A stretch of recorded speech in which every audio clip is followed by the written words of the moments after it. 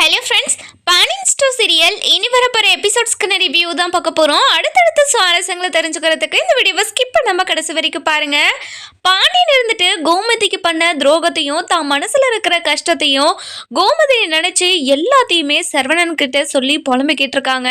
சரவணனும் இங்கே பாருங்கப்பா, இனிமே அம்மா கிட்டே இப்படியெல்லாம் நடந்துக்காதீங்கப்பா, அம்மா இருக்கிற நிலைமையை பார்த்தா எனக்கு ரொம்ப கஷ்டமாக இருக்குது, இனிமே அம்மா கிட்டே இப்படியெல்லாம் நடந்துக்காதீங்கப்பா. இங்கே பாரு சரவணா, கண்டிப்பாக நான் இனிமேல் உங்கள் அம்மா கிட்ட பேசாமலாம் இருக்க மாட்டேன், அவளையே என்கிட்ட பேசாமல் போனாலையும் நான் கூட கண்டிப்பாக பேசுவேன் சரவணா அப்படின்னு சொல்கிறாங்க. இதை கேட்ட உடனே நம்ம சரவணனுக்கு ஒரு மாதிரி கஷ்டமாக இருக்குது. அந்த நேரம் பார்த்து ஹாஸ்பிட்டல்லேருந்து ஃபோன் வருது. ஃபோன் வந்த உடனே நம்ம சரவணனும் எடுத்து பேசுகிறாரு. சொல்லு கதிரு, அம்மா எப்படி இருக்காங்க? அண்ணா அண்ணா அம்மா ரொம்ப சீரியஸாக இருக்காங்கன்னு சொல்லியிருக்காங்கண்ணே, எனக்கு ரொம்ப பயமாக இருக்குண்ணே, வாங்கண்ணே அப்படியே நெஞ்செல்லாம் பதறுதுண்ணே அப்படின்னு கதிர் ஒரு பக்கம் பதறி போய் பேசவும், இதை கேட்ட நம்ம சரவணனுக்கு என்ன எதுவுமே புரியல. கதிரு, என்ன கதிரை சொல்கிற? இங்கே பாரு கதிரு, நீ எதுவும் பயப்படாத, நான் வந்துடுறேங்க அப்படின்னு சொல்லிட்டு ஃபோனு வைக்கிறாங்க. இதை கேட்ட பாண்டியன் இருந்துட்டு, டே சரவணா, என்ன சரவணா ஆச்சு, எதுக்காக பதறி போய் பேசுகிற? அம்மா எப்படி இருக்கலாம் அப்படின்னு சொல்லி கேட்கவும், அப்பா அம்மா அம்மாக்கு சீரியஸாக இருக்குன்னு சொல்லியிருக்காங்களாப்பா, எனக்கு ரொம்ப பயமாக இருக்குப்பா, வாங்கப்பா போகலாம் அப்படின்னு சொல்லிட்டு வெளியே ஃபாஸ்ட்டாக போகிறாங்க. இதெல்லாம் பார்த்துக்கிட்டு இருந்தேன் நம்ம அப்பத்தா அரசி. வீட்டில் இருக்கிற எல்லாருமே பதறி போய், மாமா என்னாச்சு மாமா அப்படின்னு ராஜி வந்து சரவணனை கேட்கவும், இங்கே பாருப்பா, நீங்கள் எல்லாரும் இங்கே இருங்க, நாங்கள் போயிட்டு வந்துடுறோம் அப்படின்னு சொல்லிட்டு பதறி போகிறாங்க. அதுக்கப்புறம் நம்ம செந்திலும் கூட சேர்ந்து போகிறாரு. அதுக்கப்புறம் வழியில் போகும்போது செந்தில் இருந்துட்டு சரவணன் கிட்ட, டே அண்ணன் என்னென்ன ஆச்சு, அம்மா எப்படி இருக்காங்க அப்படின்னு சொல்லி கேட்கவும், தெரியல, போய் பார்த்தா தான் தெரியும் அப்படின்னு பதவி போய் சொல்கிறாங்க. அதுக்கப்புறம் ஹாஸ்பிட்டலுக்கும் போயிடுறாங்க. போன உடனே அப்போ தான் டாக்டர், அதாவது மீனாக்கிட்டையும் கதிர்கிட்டையும் பேசிக்கிட்டு இருக்கிறத பார்த்துட்டு பதறி போய் ஓடுறாங்க. ஓடின உடனே நம்ம பாண்டியன் இருந்துட்டு, டாக்டர் என் பொண்டாட்டி எப்படி இருக்கா டாக்டர்? இங்கே பாருங்கள் டாக்டர், என் பொண்டாட்டிக்கு எதுவும் ஆகக்கூடாது, நீங்கள் தான் என் பொண்டாட்டியை எப்படியாவது காப்பாற்றணும் டாக்டர், உங்க காலில் கூட விழுறேன் டாக்டர், என்னோட பொண்டாட்டி எப்படியாவது காப்பாற்றி என் கையில் கொடுத்துருங்க டாக்டர் அப்படின்னு சொல்லிட்டு ரொம்பவே அழுதுகிட்டே சொல்லவும், இதை பார்த்துக்கிட்டு இருந்தேன் டாக்டர் வந்துட்டு, இங்கே பாருங்க, உங்க ஒய்ஃபை காப்பாற்றுறதுக்காக நான் எவ்வளவோ முயற்சி பண்ணேன், ஆனால் அதெல்லாம் நடக்காது போல, அவங்களோட பல்ஸ் ரேட் ரொம்பவே குறைஞ்சிக்கிட்டே வருது, அது மட்டும் இல்லாமல் பிபியும் லோ ஆகிட்டே வருது, இப்படியெல்லாம் லோ ஆகவே கூடாது, அது ஏறத்துக்காக நாங்கள் மெடிசன் கொடுத்துருக்கோம், ஆனால் அந்த மெடிசன்ஸ்க்கு எதுவுமே ரியாக்ட் ஆக மாட்டாங்க அவங்க ஒய்ஃப், அதனால ரொம்ப கிரிட்டிக்கலாக தான் இருக்காங்க, எங்களால் சொல்ல முடியாது, எங்களால் முடிஞ்ச வரைக்கும் நாங்கள் ட்ரை பண்ணுறோம் அப்படின்னு சொல்கிறாங்க. இதை கேட்ட உடனே நம்ம மீனா இருந்துட்டு, இங்கே பாருங்க மேடம், இப்படியெல்லாம் சொல்லாதீங்க மேடம், நீங்கள் தான் எப்படியாச்சும் என்னோட அத்தையை காப்பாற்றணும், என் அத்தை ரொம்ப நல்லவங்க அத்தை ப்ளீஸ் ப்ளீஸ் மேடம், உங்களை கெஞ்சி கேட்குறேன், நீங்கள் எப்படியாவது என்னோட அத்தையை காப்பாற்றி கொடுத்துருங்க அப்படின்னு டாக்டர் கையை பிடிச்சிட்டு பேசிக்கிட்டு இருக்கவும், இங்கே பாருங்கம்மா, எனக்கும் ஆசைதாம்மா, எனக்கு ஒன்றும் என்னோட வேலையை நான் கரெக்டாக பார்க்குறேன், ஆனால் அதுக்கு எதுக்குமே உன்னோட அத்தை ரியாக்ட் பண்ண மாட்டாங்க, அதுதான் பிரச்சனையே, அவங்க ரியாக்ட் பண்ணாங்கன்னா கண்டிப்பாக அவங்க பொழைச்சிருவாங்க, இதுதான் ஒரே ஒரு ப்ராப்ளம் மட்டும்தான், அந்த ப்ராப்ளம் சால்வ் ஆயிட்டா கண்டிப்பாக அவங்க சேஃப் ஆகிடுவாங்க, அதுலேருந்து அவங்க வெளியே வராத வரைக்கும் ரொம்ப கிரிட்டிக்கல் தான், இப்போதைக்கு எங்களால் எதுவும் சொல்ல முடியாது அப்படின்னு சொல்லிட்டு போயிடுறாங்க. அதுக்கப்புறம் நம்ம பாண்டியன் இருந்துட்டு கோமதி கிட்ட போயிட்டு, இங்கே பாரு கோமதி, என்னை விட்டு போயிடாத கோமதி, நான் பண்ணது எல்லாமே தப்பு தான், அதுக்காக என்னை என்ன வேணாலும் பண்ணு கோமதி, அதுக்காக என்னை விட்டுட்டு போயிடாத கோமதி, ப்ளீஸ் கோமதி, எழுந்திருச்சு கண்ணை திறந்து என்னை பாரு கோமதி, எனக்கு என்ன வேணாலும் திட்டு, நான் கேட்டுக்கிறேன், ப்ளீஸ் கோமதி, என்னை விட்டு போயிடாத கோமதி, இங்கே பாரு கோமதி, கண்ணை திறந்து பாருடி, ஏன்டி இப்படி படுத்துக்கிட்டு இருக்க கல்லு மாதிரி அப்படின்னு சொல்லி ரொம்பவே அழுதுகிட்டே அப்படியே நம்ம கோமதி கிட்ட பேசிக்கிட்டு இருக்கோம். அந்த நேரம் பார்த்து நர்ஸ் வராங்க. வந்த உடனே, இங்கே பாருங்க சார், பேஷண்ட்டை ஃபஸ்ட்டு டிஸ்டர்ப் பண்ணாதீங்க, ஏற்கனவே அவங்க ரொம்ப கிரிட்டிக்கலாக இருக்காங்க, நீங்கள் பாட்டுக்கு வந்து டிஸ்டர்ப் பண்ணிகிட்டே இருந்தால் அவங்க இன்னும் கிரிட்டிக்கலாக ஆகிடுவாங்க, முதல்ல வெளியே போங்க சார் அப்படின்னு சொல்லி அனுப்பி விட்டுடுறாங்க. அதுக்கப்புறம் பாண்டியன் பயங்கரமாக அழுதுகிட்டு போய் கீழே உக்காந்துக்கிறாங்க. இதெல்லாம் பார்த்தா கதிரு, செந்தில், அதுக்கப்புறம் நம்ம சரவணன், மீனா, இங்கே பாருங்கப்பா, அம்மாவுக்கு எதுவுமே ஆகாது, அம்மா டெய்லியும் சாமியெல்லாம் கும்பிடும் இல்லைப்பா, அந்த கடவுளே கண்டிப்பாக என்னோட அம்மாவை காப்பாற்றும், நீங்கள் கவலையப்படாதீங்க, இந்த மாதிரி நீங்கள் உடஞ்சி போகாதீங்கப்பா, நீங்கள் அம்மாவுக்கு ஏதாச்சும் ஆனால் தானே நீங்கள் வருத்தப்படணும், அதுதான் அம்மாவுக்கு எதுவும் ஆகாது, எதுக்காக நீங்கள் இவ்வளோ வருத்தப்பட்டு உட்காந்துக்கிட்டு இருக்கீங்க, இவ்வளோ வருத்தப்படணும்னு அவசியமே இல்லைப்பா, ப்ளீஸ்ப்பா இப்படியெல்லாம் இருக்காதீங்கப்பா, இல்லைடா என்னால் என் பொண்டாட்டி பிரிஞ்செல்லாம் இருக்க முடியாது, என் பொண்டாட்டி மட்டும் என்னை விட்டு போயிட்டானா அடுத்த நிமிஷம் நிமிஷமே நானும் இருக்க மாட்டேன் இந்த உலகத்தில், நானும் போய் சேர்ந்துடுறேன்டாப்பா சாமி அப்படின்னு சொல்கிறாங்க. இதை கேட்ட மீனா இருந்துட்டு, இங்கே பாருங்க மாமா, ஏன் மாமா இப்படியெல்லாம் பேசிக்கிட்டு இருக்கீங்க? அத்தைக்கு எதுவும் ஆகாது, கண்டிப்பாக அவங்க பொழைச்சி நம்ம கூட வருவாங்க, நீங்கள் கவலையப்படாதீங்க. எதுக்காக மாமா இப்படியெல்லாம் பேசிக்கிட்டு இருக்கீங்க? இப்படியெல்லாம் பேசாதீங்க மாமா, இதெல்லாம் அத்தைக்கு தெரிஞ்சா அவங்க எவ்வளோ வருத்தப்படுவாங்க. இப்படியெல்லாம் பண்ணாதீங்க, கொஞ்சம் தைரியமாக இருங்க மாமா, நீங்கள் தான் எல்லாருக்கும் தைரியம் சொல்லணும். ஆனால் நீங்களே இவ்வளோ உடஞ்சி போயிருந்தா எப்படி சொல்லுங்க மாமா? இங்கே பாருப்பா மீனா, என் பொண்டாட்டி என்கிட்ட எவ்வளோ முறை பேச வந்தா தெரியுமா? அவளை நான் அசிங்கப்படுத்தியும் அவமானப்படுத்தியும் அனுப்பி வச்சுட்டேன். அதெல்லாம் நினச்சாவே எனக்கு இப்போ வரைக்குமே கஷ்டமாக இருக்குது. அதெல்லாம் நான் பண்ணியிருக்க கூடாதுல்ல. கடைசியாக அவ கிச்சனில் விழுந்து கிடந்தா, அப்போ என்கிட்ட சத்தமாக கூப்பிட்டா, என்னை கூப்பிட்டுக்கிட்டே இருந்தா, என்னங்க என்னை காப்பாத்துங்கன்னு சொன்னா. ஆனால் நான் தான் அவள் என் கூட பேசுறதுக்காக நடிக்கிறாளோன்னு நினச்சி நான் பாட்டுக்கு கடைக்கு கிளம்பிட்டேன். நான் எவ்வளோ பெரிய மனசாட்சி இல்லாதவனா இருப்பேன். இங்கே பாரு மீனா, உன்னோட அத்தை திரும்பவும் என்கிட்ட வந்துடணும். அதுக்கு ஏதாவது பண்ண சொல்லு மீனா, அவங்கள போய். எனக்கு ரொம்ப பயமாக இருக்கு மீனா, ப்ளீஸ் மீனா போய் சொல்லு மீனா அப்படின்னு சொல்லி பதறி போய் சொல்லவும், அதுக்கப்புறம் கதிர் இருந்துட்டு, இங்கே பாருங்கப்பா, கொஞ்ச நேரம் பொறுமையாக இருங்கப்பா, நம்ம எல்லாத்தையும் பார்த்துக்கலாம். இந்த மாதிரி நீங்கள் பதறி போய் இருந்தால் எப்படிப்பா? இந்த மாதிரி பதறாதீங்க, கண்டிப்பாக எல்லா விஷயத்தையும் நம்ம பார்த்துக்கலாம், நீங்கள் கவலைப்படாமல் இருங்க அப்படின்னு சொல்லிடுறாங்க. இதெல்லாம் கேட்ட உடனே நம்ம பாண்டியனுக்கு அப்படியே அவரையும் மீறி அப்படியே கண்ணிலேருந்து தண்ணி வந்துக்கிட்டே இருக்குது. இன்னொரு பக்கம் பார்த்தீங்கன்னா, நம்ம ராஜ் இருந்துட்டு மீனாக்கு கால் பண்ணுறாங்க. கால் பண்ணி, அக்கா இப்போ அத்தை எப்படிக்கா இருக்காங்க? மாமாவும் சரவணன் மாமாவும் ரொம்பவே பதறி போய் ரொம்ப ஃபாஸ்ட்டாக கிளம்புனாங்க. அதை பார்க்கும்போதே எனக்கு ரொம்ப மனசு கஷ்டமாக இருந்துச்சு. என்னாச்சுக்கா அத்தைக்கு, இப்போ எப்படி இருக்காங்க அத்தை அப்படின்னு சொல்லி கேட்கவும், இதை கேட்ட மீனா இருந்துட்டு, இங்க பாரு ராஜி, வீட்டில் இருக்கிறவங்க யார்கிட்டையும் சொல்லாத, அத்தை ரொம்ப சீரியஸாக இருக்காங்கன்னு தான் சொல்லிக்கிட்டு இருக்காங்க. இப்போதைக்கு எங்களால் எதுவும் சொல்ல முடியாது, எங்களால் முடிஞ்ச ட்ரீட்மெண்ட்டை நாங்கள் பண்ணிக்கிட்டு தான் இருக்கோம். ஆனால் பல்ஸ் ரேட்டும் பிபி லெவலும் குறைஞ்சிக்கிட்டே இருக்குது. இப்போது எங்களால் எதுவுமே சொல்ல முடியாது. நாங்கள் என்ன தான் மெடிசன்ஸ் கொடுத்தாலையும் அவங்க இம்ப்ரூவ் ஆகவே மாட்டேங்கிறாங்க, அதுக்கு ரியாக்ஷனே பண்ண மாட்டேங்கிறாங்க அப்படின்னு சொல்லிட்டாங்க. எனக்கு ரொம்ப பயமாக இருக்குது ராஜிமா அப்படின்னு சொல்லவும், அக்கா என்னக்கா சொல்கிறீங்க நீங்கள்? எனக்கு ரொம்ப பயமாக இருக்குக்கா, அத்தை இல்லாத வீடை என்னால் நினச்சி கூட பார்க்க முடியலக்கா. நீங்கள் எப்படியாவது டாக்டர்கிட்ட பேசுங்கக்கா, எவ்வளோ செலவானாலும் பரவாயில்லக்கா, நம்ம வேற எங்கேயாவது கூட்டிகிட்டு போய் வேணாலும் பார்க்கலாம், நீங்கள் அதுக்கு ஏதாவது பண்ணுங்கக்கா அப்படின்னு சொல்லவும், இங்கே பாரு ராஜி, இங்கே இருக்கிறவங்களே எல்லாரும் ரொம்ப நல்லா தான் பார்த்துக்கிட்டு இருக்காங்க, இவங்க பார்க்குறதுல எந்த குறையுமே இல்லை. ஆனால் இவங்க கொடுக்குற மெடிசன்ஸுக்கு அத்தை ரியாக்ட் பண்ண மாட்றாங்களாம், அதுதான் பிரச்சனையே. இப்போ என்ன பண்ணுறதுனே தெரியல மீனா, தெரியல ராஜி, நான் என்ன பண்ணுறது ஏது பண்ணுறதுன்னு தெரியாமல் நானே அப்படியே தவிச்சு போயிருக்கேன். மாமா ரொம்ப மனசு உடைஞ்சு போய் அழுதுகிட்டு இருக்காரு, இவரை எப்படி சமாளிக்கிறதுன்னு கூட எனக்கு தெரியல, அப்படி இப்படின்னு ரொம்ப மனசு உடைஞ்சு பேசிக்கிட்டு இருக்காங்க. அதுக்கப்புறம் இதெல்லாம் கேட்ட நம்ம ராஜும் அழுதுகிட்டே இருக்காங்க. அதுக்கப்புறம் இங்கே பாரு ராஜிமா, வீட்டில் அப்பத்தாக்கிட்டேயும் அரசிக்கிட்டேயும் இந்த விஷயத்த சொல்லிட, கண்டிப்பாக அவங்க ரொம்ப உடஞ்சு போயிடுவாங்க, நீ இந்த விஷயத்த சொல்லாத, அத்தைக்கு கண்டிப்பாக சரியாயிடும், அத்தைக்கு சரியாயினதுமே நான் உங்ககிட்ட சொல்கிறேன் சரியா, நீயும் மனசு உடஞ்சிடாத, கண்டிப்பாக அத்தைக்கு எதுவுமே ஆகாது அப்படின்னு சொல்கிறாங்க. இதை கேட்ட உடனே நம்ம ராஜ் இருந்துட்டு, இங்கே பாருங்கக்கா, எப்படியாவது அத்தையை காப்பாற்றி வீட்டுக்கு கூட்டிகிட்டு வந்துடுங்கக்கா. சரிப்பா ராஜி, நீ வைப்பா, நான் பார்க்குறேன் அப்படின்னு சொல்லிட்டு ஃபோனை வச்சிடுறாங்க.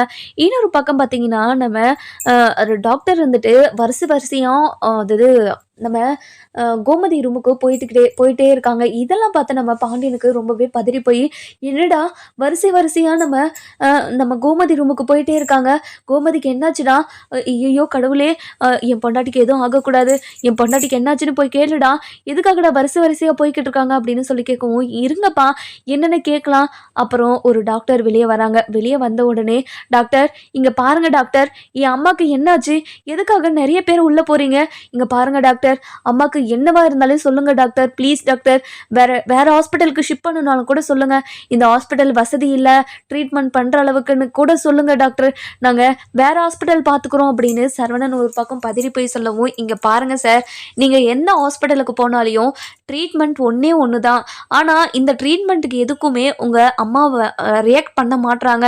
இப்போ வரைக்குமே எந்த இம்ப்ரூவ்மெண்ட்டும் இல்லை. இப்படியே போயிட்டு இருந்தால் நிலமை ரொம்ப மோசமாயிடும். இன்னும் ஒரு 2 ஹவர்ஸில் அவங்க இம்ப்ரூவ் ஆகலைன்னா கண்டிப்பாக நிலமை கஷ்டம்தான். அவங்க உயிரோடு இருக்க மாட்டாங்க அப்படின்னு சொல்லிடுறாங்க. இதை கேட்டு நம்ம சரவணனுக்கு அப்படியே நெஞ்சு வெடிச்சிருது. என்ன மேடம் சொல்கிறீங்க நீங்கள்? நீங்கள் சொல்கிறது நடக்கவே கூடாது. இப்படியெல்லாம் சொல்லாதீங்க மேடம். ஏன் மேடம் இப்படியெல்லாம் சொல்கிறீங்க? இப்படியெல்லாம் சொல்லாதீங்க சொல்லாதீங்க அப்படின்னு சொல்லி பேசிக்கிட்டே இருக்கவும், அதுக்கப்புறம் என்ன, நம்ம டாக்டர் உள்ளே போயிடுறாங்க. உள்ளே போயிட்டு அந்த மெடிசனை போடலாமா, இந்த மெடிசனை போடலாமா, இதுக்கு ரியாக்ட் பண்ணுவாங்களா, அதுக்கு ரியாக்ட் பண்ணுவாங்களா, அப்படி இப்படின்னு கதை பேசிக்கிட்டு இருக்காங்க. அதாவது கதை பேசிக்கிட்டு இருக்காங்கன்னு சொல்ல முடியாது, டிஸ்கஸ் பண்ணி எப்படி இந்த உயிரை காப்பாத்துறது அப்படின்னு எல்லா டாக்டரும் டிஸ்கஸ் பண்ணிக்கிட்டு இருக்காங்க. இன்னொரு பக்கம் பார்த்தீங்கன்னா, நம்ம பாண்டியன் கோமதியை நினச்சி அழுகைய நிறுத்த மாட்டேங்கிறாரு. அப்படியே அழுதுகிட்டே இருக்காரு. அப்படியே ஒரு சில மணி நேரம் போன உடனே டாக்டர் வெளியே வராங்க. நம்ம பாண்டியன் அழுதுகிட்டு இருக்காரு. நம்ம சரவணன் போறாரு. மீனாவும் போகிறாங்க. போய் இங்கே பாருங்க மேடம், என்னோட அத்தைக்கு என்னாச்சு அப்படின்னு சொல்லி கேட்குறாங்க. கேட்ட உடனே டாக்டரும், இங்கே பாருங்கம்மா, எங்களை மன்னிச்சிருங்க, உங்கள் அத்தையை எங்களால் காப்பாற்ற முடியலம்மா அப்படின்னு சொல்லிடுறாங்க. இதை கேட்ட மீனாக்கு அப்படியே பயங்கரமாக ஷாக் ஆயிடுது. என்ன மேடம் சொல்கிறீங்க? என்னோட அத்தை எங்களை விட்டு போயிட்டாங்களா? இங்கே பாருங்க மேடம், நீங்கள் ஏற்கனவே எங்ககிட்ட சொல்லியிருந்தா நாங்கள் வேறு ஹாஸ்பிட்டலுக்கு கூட்டிகிட்டு போயிருப்போம்ல, எதுக்காக என்னோட அத்தையை நீங்கள் அநியாயமாக கொண்டுட்டீங்க அப்படின்னு சொல்கிறாங்க. இதை கேட்ட உடனே பாண்டியனுக்கு நெஞ்சே வடிச்சிருது. என்னப்பா மீனை சொல்கிற? உன்னோட அத்தை நம்மளை விட்டு போயிட்டாளா? இது என்னால் நம்ப முடியாது. ஐயோ ஐயோ என்னால் முடியல, என்னமோ பண்ணுது எனக்கு அப்படின்னு சொல்லிட்டு பதறி போய் பேசவும், அதுக்கப்புறம் நம்ம சரவணன் இருந்துட்டு, அப்பா ஒரு நிமிஷம் இருங்கப்பா, என்ன டாக்டர் நீங்கள் உண்மையை தான் சொல்கிறீங்களா? இல்லை, எங்கள் அம்மா எங்களை விட்டு எங்கேயுமே போக மாட்டாங்க. இங்கே பாருங்கள் டாக்டர், எங்கள் அம்மா எங்கள் கூடயே தான் இருக்காங்க, நீங்கள் போய் சொல்கிறீங்க, நாங்களே போய் என்னோட அம்மாவை பார்த்துக்கிறோம் அப்படின்னு சொல்லிட்டு உள்ளே போகிறாங்க. உள்ளே போன உடனே நம்ம கோமதி இருக்கிற நிலைமையை பார்த்துட்டு எல்லாருமே கதறி ஆடுறாங்க, கத்துறாங்க, என்னென்னமோ பண்ணுறாங்க. ஆனால் நம்ம கோமதி இழந்த பாடே இல்லை. ஏன்னா அவங்க தான் உயிரோடு இல்லையே, இறந்துட்டாங்களே, இது யாராலையும் ஏற்றுக்க முடியாமல் அப்படி பயங்கரமாக அழுதுகிட்டே இருக்காங்க. அதுக்கப்புறம் என்ன, நம்ம மீனா ராஜிக்கு கால் பண்ணுறாங்க. கால் பண்ணி, ராஜி அத்தை நம்மளை விட்டு போயிட்டாங்க ராஜி அப்படின்னு சொல்லவும், இதை கேட்ட ராஜிக்கு அப்படி நெஞ்சு வெடிச்சிருது. இங்கே பாருங்கக்கா, நீங்கள் சொல்கிறது பொய் தானே சொல்கிறீங்க? இல்லை ராஜி, நாங்கள் இன்னும் கொஞ்ச நேரத்தில் வீட்டுக்கு வந்துடுவோம் ராஜி அப்படின்னு சொல்கிறாங்க அழுதுகிட்டே. அதுக்கப்புறம் நம்ம ராஜிக்கு அப்படியே பயங்கரமாக மயக்கமே வந்துடுது. இதை பார்த்து நம்ம அதாவது அரசி வந்துட்டு ரொம்பவே பதறி போய், அண்ணி என்னாச்சு அண்ணி, இப்போ அம்மா எப்படி இருக்காங்களா, இங்கே பாருங்க அண்ணி எழுந்துருங்க அண்ணி அப்படின்னு சொல்லிட்டு தண்ணி எடுத்துகிட்டு வந்து தெளிச்சு விட்றாங்க. அதுக்கப்புறம் நம்ம அதாவது யாரு, நம்ம அரசி, அண்ணி என்னாச்சு அண்ணி, எதுக்காக மயக்கம் போட்டு விழுந்தீங்க? அது மீனா அண்ணி என்ன சொன்னாங்க, அம்மா இப்போ நல்லா இருக்காங்களாம்மா? அரசி, அத்தை நம்மளை விட்டு போயிட்டாங்களா அரசி அப்படின்னு சொல்கிறாங்க. ஐயோ அம்மா, எங்களை விட்டுட்டு போயிட்டீங்களாம்மா? ஐயோ கடவுளே, என் அம்மா என்னை விட்டுட்டு போயிட்டாங்களா? அம்மாச்சி பாருங்க அம்மாச்சி, என் அம்மா எங்களை விட்டுட்டு போயிட்டாங்களா அம்மாச்சி? இது என்னால் ஏற்றுக்க முடியாது அம்மாச்சி, என் அம்மா எனக்கு வேணும், எனக்கு திருப்பி கொடுங்க அம்மாச்சி, ப்ளீஸ் அம்மாச்சி, எப்படியாவது என்னோட அம்மாவை திருப்பி கொடுங்க அம்மாச்சி அப்படின்னு அழுதுகிட்டே இருக்காங்க. இந்த விஷயத்த தெரிஞ்சுக்கிட்ட நம்ம குழலி ரொம்பவே பதறி போய் வீட்டுக்கு வந்து, அரசி என்ன அரசி, அம்மாவை இந்த நிலைமைக்கு ஆளாக்கி வச்சிருக்கீங்க, என்ன பண்ணி வச்சிருக்கீங்க அம்மாக்கு அப்படின்னு சொல்லி கேட்குவோம். அக்கா வாக்கா, அம்மா நம்மளை விட்டு போயிட்டாங்களாக்கா, அக்கா அம்மா நம்மளை விட்டு போயிட்டாங்களாக்கா அப்படின்னு தேம்பி அழுதுகிட்டு இருக்காங்க. இந்த பக்கம் வீட்டில் எல்லாரும் அழுதுகிட்டு இருக்கிற சத்தம் பக்கத்து வீட்டுக்கு கேட்குது. நம்ம குமார், சத்துவேலு, முத்துவேலு, அதுக்கப்புறம் அரசி, நம்ம வடிவு, மாறி எல்லாருமே பதறி போய் ஓடி வந்து அதாவது வீட்டுக்கு முன்னாடி நின்று பார்த்துக்கிட்டு இருக்காங்க. அதுக்கப்புறம் எல்லாருமே அழுதுகிட்டு இருக்கிறத பார்த்த நம்ம வடிவு இருந்துட்டு, அக்கா என்னக்கா, என்ன மாதிரி உள்ள நிறைய சத்தம் கேட்குது, எல்லாரும் அழுதுகிட்டு இருக்க மாதிரி இருக்கு, என்னாச்சுன்னு தெரியலையே, எங்க உள்ள போய் பார்த்துட்டு வரலாங்க, என்னாச்சுன்னு தெரியலங்க அப்படின்னு சொல்லவும், இதை கேட்ட முத்து இருந்துட்டு, சரி வடிவு, நீங்கள் போய் பார்த்துட்டு வாங்க என்னென்னு அப்படின்னு சொல்லிட்டு அனுப்பி வைக்கிறாங்க. போன உடனே நம்ம அத்தை வீட்டில் இருக்கிற எல்லாருமே பயங்கரமாக அழுதுகிட்டு இருக்காங்க. இதெல்லாம் பார்த்த வடிவும் மாறியும், அத்தை என்னாச்சு அத்தை, எதுக்காக அழுதுகிட்டு இருக்கீங்க அப்படின்னு சொல்லி கேட்கவும், வாங்கடி வாங்க, என்னோட மகளோட நிலைமைய பாத்தியாடி, என் மக என்னை விட்டு போயிட்டாடி, நான் என் உசுறு பிரியாதுக்கு முன்னே என்னோட மக உசுறு போயிடுச்சுடி, என் மக இந்த உலகத்தை விட்டு போயிட்டாடி அப்படின்னு சொல்றாங்க. இது கேட்ட உடனே நம்ம வடிவும் மாறியும் பயங்கரமா ஷாக் ஆயிடுறாங்க. அத்தை, என்ன அத்தை சொல்றீங்க நீங்க? என்ன சொல்றீங்க? கோமதிக்கு என்னாச்சு? கோமதி நம்மளை விட்டு போயிட்டாளாம் அப்படின்னு சொல்லி கேட்கவும், ஆமாடி வரைவு மாறி, அவ நம்மளை விட்டு போயிட்டாடி, காலையில கிச்சன்ல அவ மயக்கம் போட்டு தாண்டி விழுந்து ஹாஸ்பிட்டல்ல போய் சேர்த்தும் போது சர்க்கரையும் பிபியும் ரொம்ப லோ ஆயிட்டுக்குதுன்னு சொன்னாங்கடி. அப்புறம் கொஞ்ச நேரம் கழிச்சு ரொம்ப சீரியஸ் ஆக்குறாங்கன்னு சொன்னாங்கடி. அதுக்கப்புறம் இப்போ உசிரியே போயிடுச்சுன்னு சொல்லிட்டாங்கடி. இப்போ என் மக வீட்டுக்கு வந்துக்கிட்டு இருக்காளாம். ஐயோ கடவுளே, என் பொண்ணுக்கு இப்படி ஒரு நிலைமையா? அந்த கடவுள் எதுக்காக என் பொண்ணுக்கு இப்படி ஒரு நிலைமையை கொடுத்தாருன்னு தெரியலையே அப்படின்னு பயங்கரமா அழுதுகிட்டு இருக்காங்க. அதுக்கப்புறம் நம்ம மீனா இருந்துட்டு ரொம்பவே அழுதுகிட்டே, அத்தை இங்க பாருங்க அத்தை, இந்த வீட்டிலேயே எல்லார் மனசையும் புரிஞ்சு நடந்துக்கிறவங்க நீங்க ஒருத்தர் தான் அத்தை. இந்த வீட்டில் நீங்க இல்லைன்னா கண்டிப்பா இந்த வீடு நல்லாவே இருக்காது அத்தை. நீங்க எங்களை விட்டு போயிருக்க கூடாது அத்தை. ஏன் அத்தை எங்க எல்லாரையும் தவிக்க விட்டுட்டு போனீங்க? நீங்க போயிருக்க கூடாது அத்தை. நீங்க திரும்பவும் எழுந்து வாங்க அத்தை அப்படின்னு பயங்கரமா அழுதுகிட்டே இருக்காங்க. அதுக்கப்புறம் பாண்டியன் இருந்துட்டு, இங்க பாரு கோமதி, உன்னோட இந்த நிலைமைக்கு நான் தானே காரணம். நீ கூப்பிட்டப்பவே நான் வந்து உன்னை பார்த்துருந்தேன்னா உனக்கு இப்படி ஒரு நிலைமை வந்திருக்காதுல்ல. மணிக்கணக்கில் நீ அப்படியே இருந்ததுனால தானே உனக்கு இப்படி ஒரு நிலைமை ஆயிடுச்சு. உன்னை இப்படி தவிக்க விட்டு இப்படி துடிக்க நானே சாவடிச்சிட்டேனே. என்னை மன்னிச்சிரு கோமதி. எந்த காலத்துக்கும் எனக்கு மன்னிப்பே இல்லைன்னு எனக்கு தெரியும் கோமதி.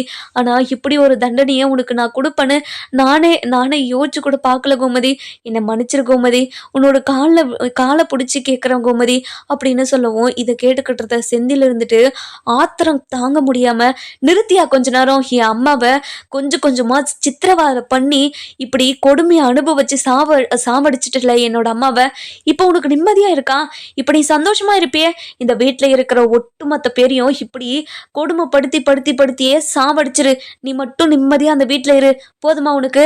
இப்போ என் அம்மா இந்த நிலைமையில இருக்கிறது போதுமா உனக்கு அப்படின்னு சொல்லி கேட்கவும், இதை கேட்ட உடனே கதிர் இருந்துட்டு, இங்க பாருங்கண்ணே, அம்மாக்கு இப்படி ஆகணும் அப்பாக்கு தெரியாது, ஏன்னா இப்படி எல்லாம் பேசுறீங்க, அமைதியா இருங்கண்ணே அப்படின்னு சொல்லவும், நீ அமைதியா இரு கதிரு. இங்க பாரு கதிரு, நம்ம வீட்டுல இருக்கிற எல்லாரும் கஷ்டப்படுறாங்கன்னா அதுக்கு காரணமே இவர் மட்டும்தான். இவர் மட்டும் மற்றவங்களோட ஆசை கனவு மற்றவங்களோட ஃபீலிங்ஸை ஏதாவது புரிஞ்சுக்கிறாரா? எதுவுமே புரிஞ்சுக்காம இவர் யோசிச்சதான் நடக்கணும்னு அப்படின்னு யோசிச்சா எப்படி எனக்கு புரியல. இப்போ என்னோட அம்மா உயிரோட வருவாங்களா? என் அம்மா உயிரோடய வரமாட்டாங்களே. இப்படி என் அம்மாவை சாவடிச்சிட்டாரு அப்படின்னு சொல்லிட்டு பயங்கரமா நம்ம பாண்டியனை கத்திக்கிட்டு வராங்க. இன்னொரு பக்கம் பார்த்தீங்கன்னா, ரொம்ப நேரமா வடிவும் மாறியும் உள்ள போய் வெளியே வரலையேன்னு சொல்லிட்டு நம்ம முத்துவேலும் சக்திவேலும் உள்ள போறாங்க. உள்ள போன உடனே நம்ம அதாவது யாரு நம்ம அதாவது பழனி, அதுக்கப்புறம் நம்ம சுகன்யா, இவங்க எல்லாருமே அழுதுகிட்டு இருக்கிறத பார்த்துட்டு ரொம்பவே ஷாக் ஆயிடுறாங்க. அதுக்கப்புறம் நம்ம ராஜ் இருந்துட்டு அழுதுகிட்டே வந்து நம்ம முத்துவேலை கட்டி பிடிச்சிக்கிட்டு, அப்பா அப்பா அத்தை நம்மளை விட்டு போயிட்டாங்களாப்பா, அப்பா அத்தை நம்மளை விட்டு போயிட்டாங்களாப்பா அப்படின்னு அழுதுகிட்டே இருக்கவும், இங்கே பாருமா ராஜிமா, என்னம்மா ஆச்சு, எதுக்காகம்மா இப்படி அழுதுகிட்டு இருக்கா அப்படின்னு சொல்லி கேட்கவும், அந்த நேரம் பார்த்து நம்ம மாறி இருந்துட்டு, இங்கே பாருங்க கோமதி இறந்துட்டாளாங்க, அதுக்காக தான் எல்லாருமே அழுதுகிட்டு இருக்காங்க அப்படின்னு சொல்றாங்க. இதெல்லாம் கேட்டு நம்ம பழனி, அதுக்கப்புறம் சுகன்யா எல்லாருமே பயங்கர ஷாக்கில் அப்படியே அழுதுகிட்டே இருக்காங்க.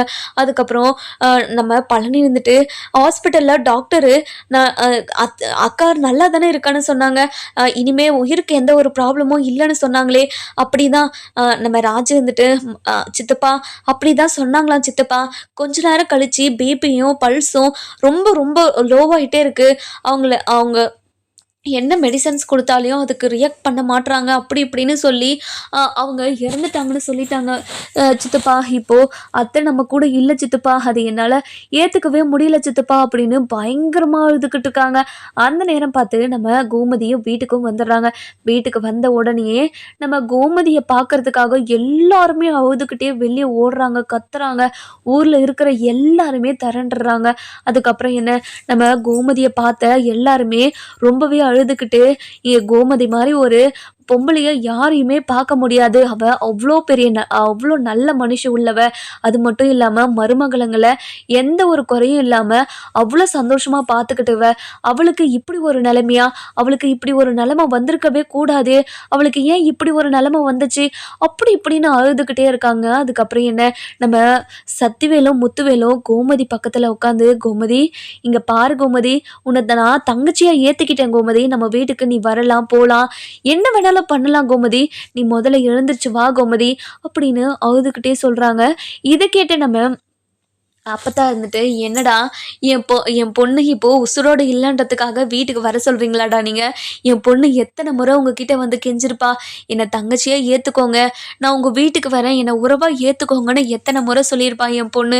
ஆனா நீங்க எதுவுமே காதுல வாங்கிக்காம என் பொண்ணு நிலைமைய இப்படி ஆக்கி வச்சுட்டீங்களேடா அப்படின்னு சொல்லவும், இதெல்லாம் கேட்டுக்கிட்டு இருந்த செந்தில் இருந்துட்டு, அம்மாச்சி இதுக்கெல்லாம் காரணம் இங்க நிக்கிறாரு இவரு தான் எல்லாத்துக்கும் காரணம். என் அம்மாவை ஒவ்வொரு நிமிஷமும் ஒவ்வொரு நொடியும் அப்படி கொடுமைப்படுத்திருக்காரு இவரை கொடுமையை அனுபவிக்க முடியாம தான் என் அம்மா போய் சேர்ந்துட்டாங்க அப்படின்னு நம்ம பாண்டியனை பார்த்து செந்தில் பேசவும், இதை கேட்ட முத்துவேலும் சக்திவேலும் பயங்கர ஷாக்கோட எழுந்து வந்து பாண்டியன் கிட்ட, இங்க பாருடா, என்னோட தங்கச்சியை என்னடா பண்ண நீ?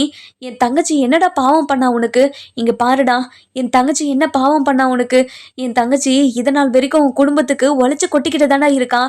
அப்படி இருக்கும்போது என் தங்கச்சியை எதுக்காகடா கொடுமைப்படுத்தின நீ அப்படின்னு சொல்லி கேட்கவும், நம்ம பாண்டியனுக்கு வார்த்தையே வரல.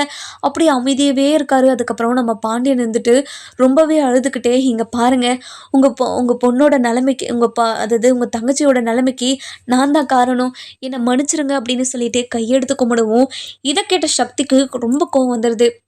அதுக்கப்புறம் சக்தி கையை நீட்டுறதுக்குள்ள நம்ம முத்துவேல் பட்டாருன்னு அடிச்சிடுறாரு. இங்க பாருடா, இத்தனை நாள் வரைக்கும் கோமதி மூஞ்சுக்காக தாண்டா இப்போ வரைக்கும் உன்னை நான் சும்மா விட்டு வச்சிருந்தேன். ஆனா இனிமேலும் உன்னை சும்மா விட்டு வைக்கணுன்ற அவசியம் எனக்கு இல்லடா. உன்னை நான் இப்போவே என்ன பண்றேன்னு பாருடா அப்படின்னு ரொம்ப கோவமா அடிக்கிறதுக்கு போறாங்க. அதுக்கப்புறம் என்ன, நம்ம அதாவது சரவணனும் கதிரும், இங்க பாருங்க, எங்க அப்பா மேல யாராவது கையை வச்சிங்க அவ்வளவுதான் உங்களுக்கு மரியாதை. எங்க அப்பா என் அம்மாவுக்கு கொடுமை ஒன்றும் பண்ண கிடையாது. ஏதோ எனக்கும் ராஜுக்கும் கல்யாணம் பண்ணி வச்சது எனக்கு தெரியாம ஏன் பண்ணி வச்சிங்கன்னு கோவத்தில் தான் இருந்தாரே தவிர வேற எந்த கொடுமையும் என்னோட அம்மாவுக்கு பண்ண கிடையாது. இங்க பாருங்கண்ணே, நீங்க எதுக்காக இப்படியெல்லாம் பேசிக்கிட்டு இருக்கீங்க? அப்பாவே எவ்வளோ கஷ்டத்தில் இருக்காங்கன்னு உங்களுக்கு தெரியும்ல. அப்படி தெரிஞ்சிருந்தோம் மீண்டும் மீண்டும் மீண்டும் எதுக்காக அப்பாவை இவ்வளோ கஷ்டப்படுத்திக்கிட்டு இருக்க? இவ்வளோ கஷ்டப்படுத்துறது ரொம்ப தப்புண்ணே அப்படின்னு சொல்லவும், இங்க பாரு செந்தில், இங்க பாரு கதிரு, நீ கொஞ்ச நேரம் அமைதியா இரு, எல்லாத்துக்கும் காரணம் இவர் தான் அப்படின்னு சொல்லி பேசிக்கிட்டு இருக்காங்க.